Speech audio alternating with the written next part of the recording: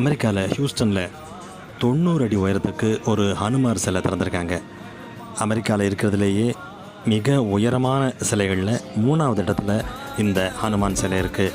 முழுக்க முழுக்க இந்து பக்தர்களுடைய நன்கொடையில் உருவானது இந்த ஹனுமார் சிலை. அமெரிக்கா கிறிஸ்தவ நாடாக இருந்தாலும் கூட இந்த ஹனுமார் சிலை வைக்கிறதுக்கு யாரும் அங்கே ஆட்சேபனை பண்ணல. அது இல்லாமல் மக்கள் இதை மிகப்பெரிய அளவில் வரவேற்றிருக்காங்க. இதை பார்க்குறதுக்கு கூட்டம் கூட்டமாக வராங்களாம்.